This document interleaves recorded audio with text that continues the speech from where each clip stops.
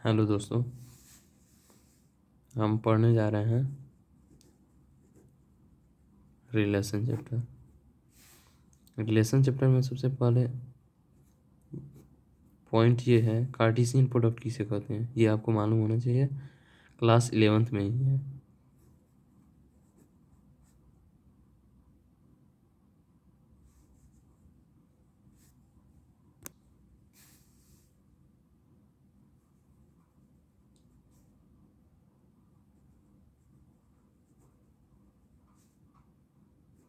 Product, Cartesian product क्या होता है? कार्टेशियन प्रोडक्ट ये होता है, कोई भी सेट ए दिया है, सेट ए दिया है, मान जाओ कि कोई भी एलिमेंट्स ए कॉमा बी कॉमा सी, एलिमेंट समझ रहा है ना, सेट समझ रहा है ना, सेट 11th क्लास में है, पढ़ाया गया होगा। सेट बी दिया है एक्स वाई और जेड, ठीक है। तो कार्टेशियन प्रोडक्ट ये होता है कि सेट ए गुणे सेट बी, ठीक है, सेट ए गुणे सेट बी, यानी अगर एरो डायग्राम से समझे हम लोग तो ए में क्या क्या एलिमेंट्स है, ए बी सी, और बी में क्या क्या एलिमेंट्स है, एक्स वाई जेड।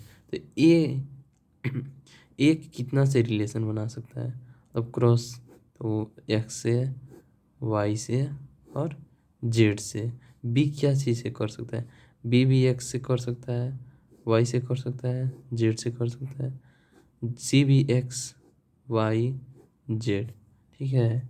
इसी को ए क्रॉस बी कहते हैं। ए क्रॉस बी में क्या कहा जाएगा, तो A comma X, A comma Y, A comma Z आ सकता है। बी से कहा सकता है B X B Y B Z है, ठीक है। सी से C A C X C Y and C Z, ठीक है। ये सब कार्टेशियन प्रोडक्ट हो गया। अब इसको जांचना है तो क्या, N A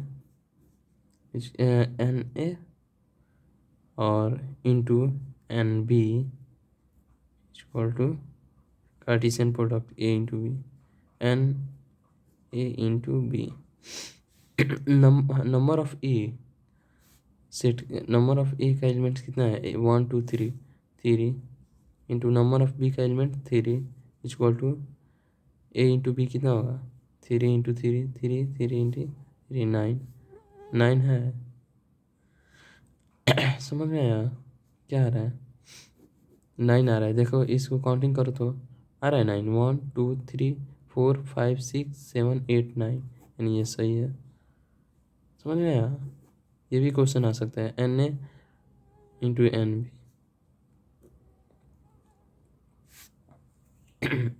number of A का एलिमेंट सही, ठीक है।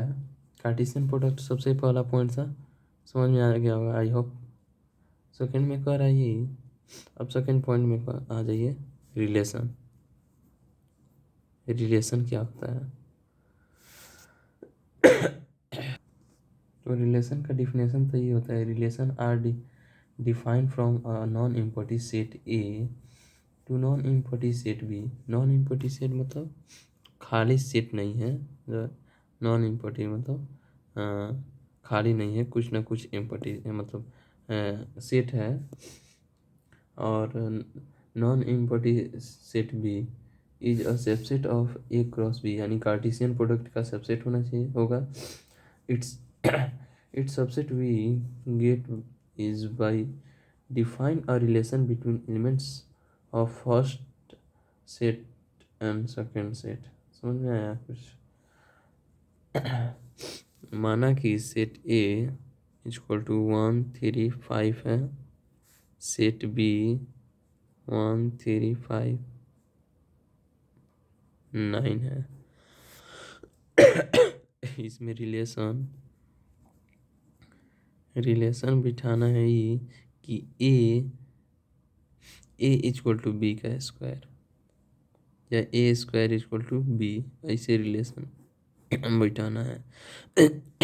ए में अगर ए 1 लिख रहे हैं तो 1 का स्क्वायर ए इक्वल टू 1 इसमें है, A equal to 3, A equal to 5।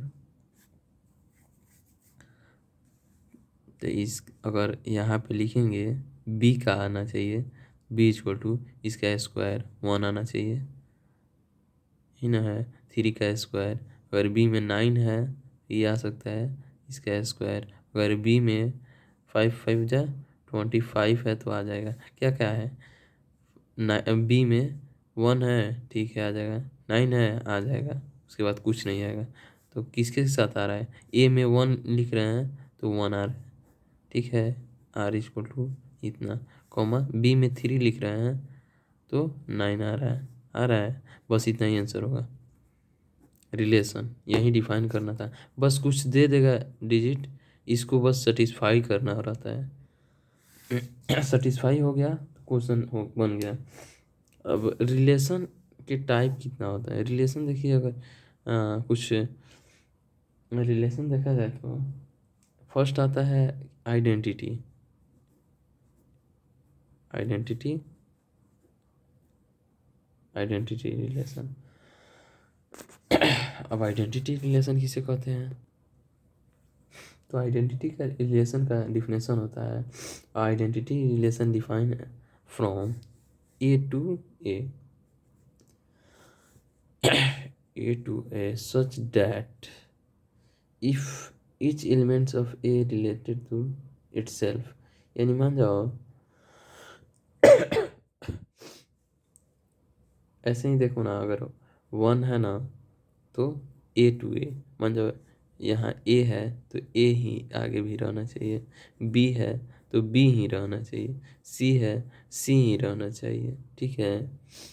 Relation are equal to ऐसे ही होना चाहिए, मतलब ये फर्स्ट वाला एलिमेंट्स ही लास्ट सेकेंड वाला एलिमेंट्स होना चाहिए, ठीक है। इसे ही आइडेंटिटी रिलेशन कहते हैं फर्स्ट में। सेकेंड में क्या होता है, सिमेट्रिक, रिफ्लेक्सिव। रिफ्लेक्सिव रिलेशन किसे कहते हैं, तो रिफ्लेक्सिव रिलेशन के लिए डिफिनेशन होता है, a relation that is defined on a set A is said to be an identity relation on A if each and every elements of a relation are itself।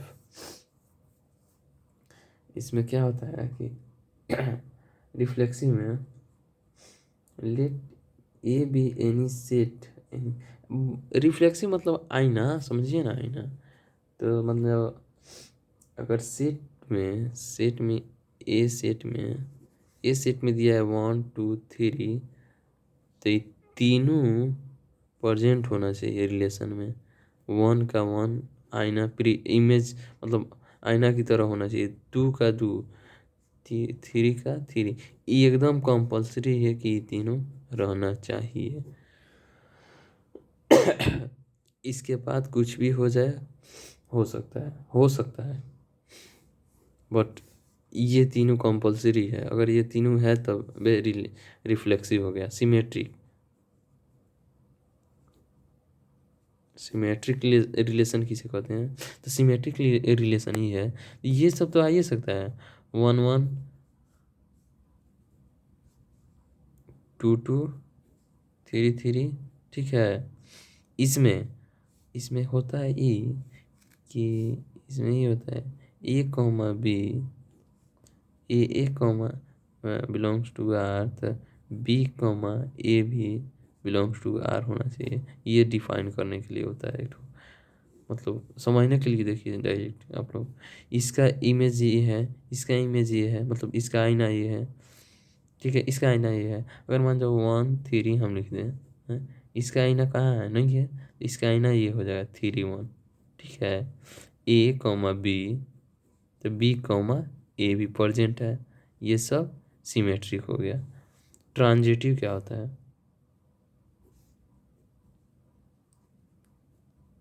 Transitive relation fourth number क्या होता है, transitive elements simply समझिए, ए ए comma B अगर present है, अब B से कोई elements नहीं आ रहा है, मान जाओ 1 और 3 है एगो रिलेशन में, और 3 नहीं आ रहा है, ठीक है, 4 से आ रहा है अगर, तो भी ये ट्रांजिटिव है, ठीक है, नहीं आ रहा है। अगर बी प्रेजेंट है तो कुछ ना कुछ यहाँ पर सी भी आया होगा, है आया होगा ना।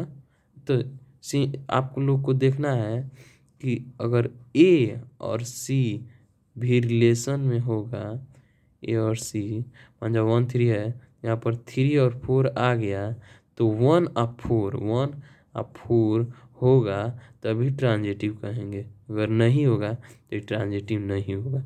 कि तो एक गो में रह जाओ तो ठीक है, और नहीं तो अगर दूसर का सेट में आ गया ना, तो 1 ए से सी में भी रिलेशन होगा, सी में भी रिलेशन होगा तभी ट्रांजिटिव होगा, नहीं तो ट्रांजिटिव नहीं होगा। थोड़ा सा ध्यान देने वाला है। इक्विवेलेंट क्या होता है? इक्विवेलेंट इक्विवेलेंट वो होता है कि अगर रिफ्लेक्सिव है, सिमेट्रिक है, ट्रांजिटिव है, ये सब सेटिस्फाई है, यानी इक्विवेलेंट है। इक्विवेलेंट नहीं है, एक को अगर सेटिस्फाई नहीं कर रहा है, इक्विवेलेंट नहीं है। समझ में आ गया? बस इतना ही टाइप है। आई होप कि आप लोग को सब समझ में आ गया होगा। रिलेशन रिलेशन इतना ही है। अब इससे आप लोग को एनसीईआरटी में कोई प्रॉब्लम नहीं होगा। 1.1 चैप्टर फाइनल हो जाएगा 1.1 रिलेशन का। Thank you. वीडियो अच्छी लगी हो तो लाइक एंड सब्सक्राइब करिएगा, ताकि आने वाला और वीडियो आपके लिए पहले आपको मिले।